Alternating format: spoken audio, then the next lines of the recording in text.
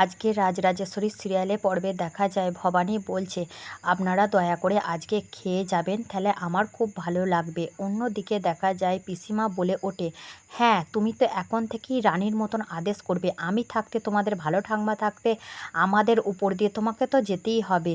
তখন ভবানী বলে ওঠে, না ওনারা যদি অভুক্ত যান তাহলে আমার খুব খারাপ লাগবে। তখন ভালো ঠাকমা বলে ওঠে, না বৌমা, আমি তার ব্যবস্থা করেছি। আজকে ওনারা এখান থেকে অভুক্ত যাবেন না, ওনারা এখানে খেয়ে যাবেন। আর আপনাদেরকেও বলছি, আপনারা সবাই মিলে আজকে এখানে খেয়ে যাবেন, আপনাদের জন্য আমন্ত্রণ রইল। তখন ভবানী বলল, হ্যাঁ আপনারা খেয়ে গেলে আমাদের খুব ভালো লাগবে। তখন সঙ্গের দল সবাই মিলে রানীমার জয় জয়কার করতে লাগলো। অন্যদিকে সত্যর বাবা সত্যকে বলে যে, তুমি এই দিকটা সামলাও, অনেক অতিথি আসবে, আমি ওই ধারে সিংহদুয়ারে যাচ্ছি, তোমাকে দায়িত্ব দিয়ে গেলাম। তখন ভালো ঠাকমা বলে ওঠে, তুমি যেটা সিদ্ধান্ত নিয়েছো বৌরানী, একদম ঠিক সিদ্ধান্ত নিয়েছো। এবং সত্য এবং সত্যর বাবাও সে কথা এক সহমত হয়। অন্যদিকে দেখা যায় সবাই মিলে বৌভাতের জায়গায় উপনীত হয়েছে এবং রাজামশাই বলছে, দয়ারাম তুমি খুব সুন্দর সাজিয়েছ, রাজমহলকে এত সুন্দরভাবে সাজাবে সেটা আশা করা যায় না। অন্য দিক থেকে যুবরাজের মাও বলে ওঠে, হ্যাঁ দয়ারাম, তুমি এত সুন্দরভাবে মহলকে সাজিয়েছ, এতটাও আমরা উপলব্ধি করতে পারিনি। এবং দয়ারামও বলে ওঠে যে, হ্যাঁ পুরো রাজ্য শালুক ফুল দিয়ে ভরে গেছে এবং এই সাজসজ্জা আমি দায়িত্ব নিয়ে করেছি, আপনাদের যদি ভালো লাগে আমারও খুব ভালো লাগবে। তখন দয়ারামকে বলে ওঠে, এই সাজসজ্জা আমাদের কারো ভালো লাগবে না সেটা কখনো হতেই পারে না, এত সুন্দর সজ্জা আমি আর এর আগে কোনোদিনও দেখিনি।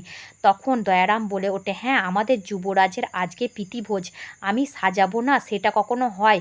তখন অন্দরমহলে যুবরাজের মা বলে, সবাই আছে, প্রসাদ কোথায়? তখন প্রসাদের মা বলে, প্রসাদ এক্ষুনি চলে আসবে।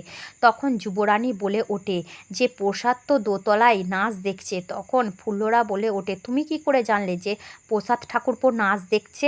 তখন ভবানী বলে ওঠে, তুমি তো আমাকে ফুল্লরা দিদি ছলনা করে দোতলায় পাঠালে, এখন তুমি অস্বীকার করছো। তখন ফুল্লরা বলে ওঠে, তুমি তো এখন কাউকে পাবে না, আমার নামই দোষ দেবে, হাড় হাবাতে ভিখারি বাড়ির মেয়ে তোমার আমাকে দোষ দেওয়াটা শোভা পায়?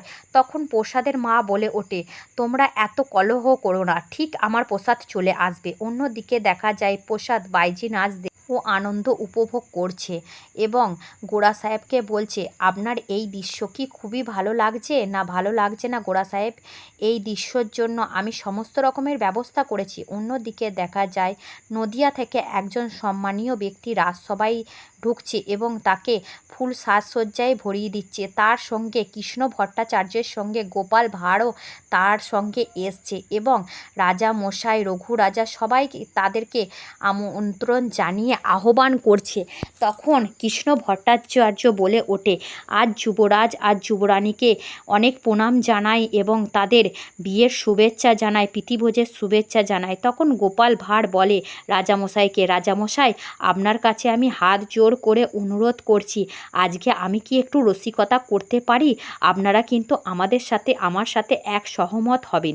এই কথা শুনে অন্দরমহলের মা, কাকিমা এবং ভবানী খুব হাসাহাসি করে ওনার কথা শুনে। উনি একজন রসিকের মানুষ, ওনার কথার মধ্যেই মজা আছে।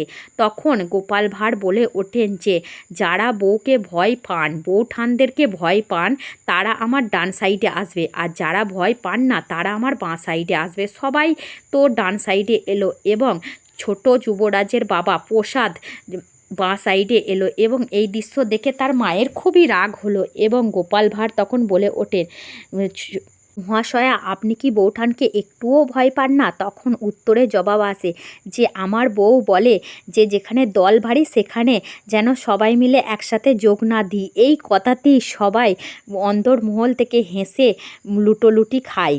তো এবং এখানেও গোপাল ভাঁড় বাবু বলে ওঠে, তোমার উত্তরেই তো, তোমার প্রশ্নেই উত্তর লুকানো আছে। এবং দেখা যায় প্রসাদ চলে এসছে তৎক্ষণাৎ। আর প্রসাদ বলছে যে, এই দৃশ্য আমাকে দেখানোর জন্য তুমি ডাকছিলে কেন? তুমি তো জানো আমার কান্তর বউ ভাত প্রীতিভোজ কিছুই দেখতে ইচ্ছা করে না, তারপরেও আমাকে এখানে ডেকে নিয়ে আসার